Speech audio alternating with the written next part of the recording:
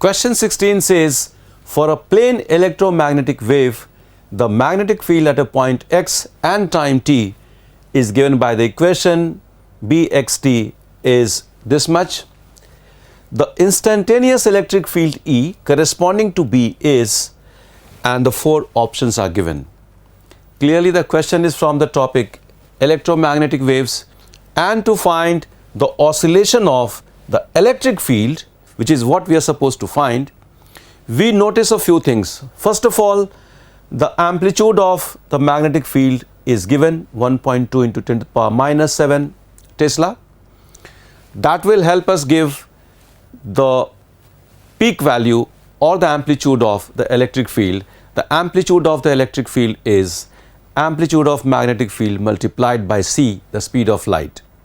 That's one thing. We further note that the wave is propagating along the negative x direction.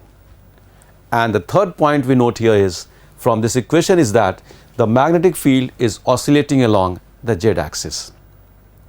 And the fourth point that should be kept in mind is that at any instant, at any location, the direction of E cross B is in the direction of propagation of the wave.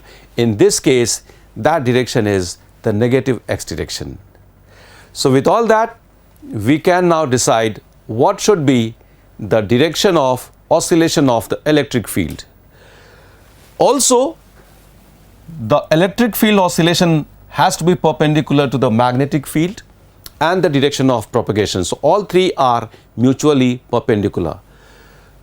As the magnetic field is oscillating along the z axis and the wave is propagating along the negative x axis, that means the electric field is oscillating along the y axis.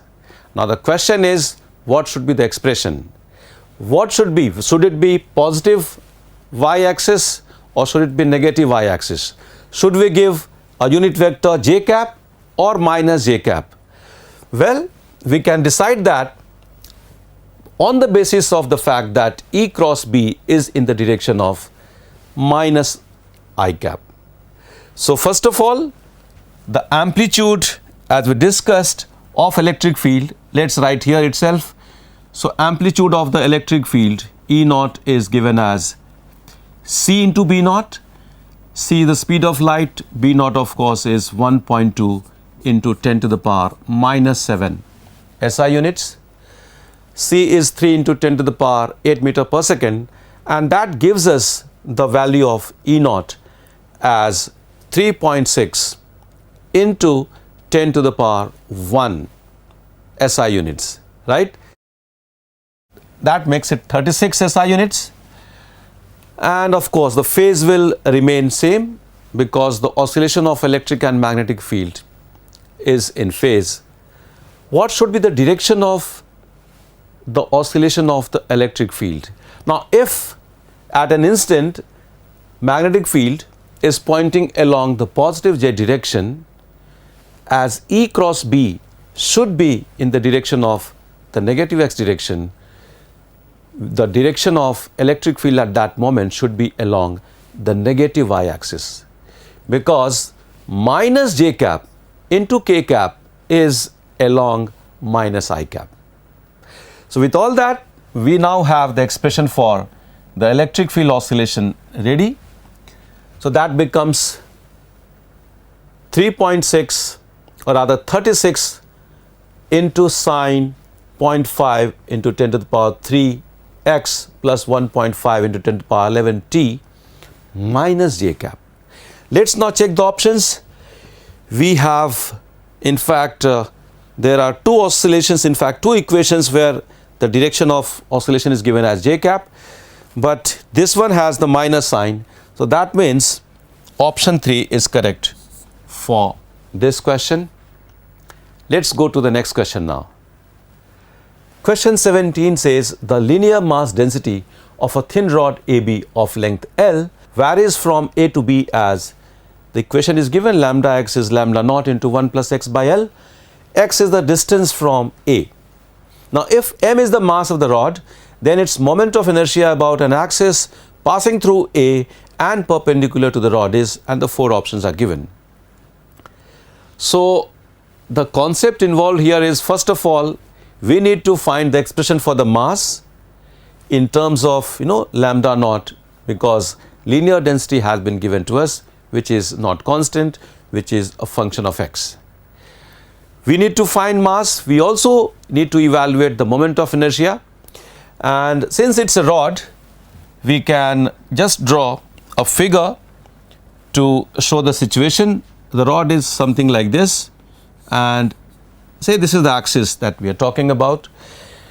This is point A, and at distance x, we take an element of length dx. Its mass is dm, and the expression for dm is lambda into dx. In this case, it is lambda naught into 1 plus x divided by L multiplied by dx. That is the expression for dm. If we integrate this with limits of x going from 0 to L, we get the total mass. Okay, so the expression for mass we are getting, let's put it here, capital M is lambda naught into integral of 1 plus x divided by L into dx. The limit goes from 0 to L. Now if we simplify this, this is coming out as lambda naught into L plus L by 2, or 3L by 2. That's the value of the mass of the rod. Coming to moment of inertia, the same figure will be helpful for writing the expression for the moment of inertia about the axis which is passing through end A and perpendicular to the length of the rod. I is given as the integral of dm into x square, right? So that makes it lambda naught into 1 plus x by L into dx into x square, the limit of x going from 0 to L once again. So now it's a pretty simple task, finding the moment of inertia, and the relation between mass, lambda naught and L we have already found. After doing this calculation, performing the integration, we find that the moment of inertia of the rod is coming out as 7 by 18 ml square. Let's go to the next question now. Question 18 says a double convex lens has power P and same radii of curvature R of both the surfaces. The radius of curvature of a surface of a plano-convex lens made of the same material with power 1.5 P is. The question is from the topic ray optics, and it's about the lens maker's formula. So let's apply the lens maker's formula. So power in the first case is P. So we have the equation P, which is 1 by focal length, is coming out as mu minus 1, where mu is the refractive index, into 2 divided by R. Okay, so the formula is P is equal to mu minus 1 into 1 by R1 minus 1 by R2. That will simplify to this particular expression. Now coming to the second lens, whose power is supposed to be 1.5 P. Well, it is a plano-convex lens. Suppose the radius of this lens is represented by small r.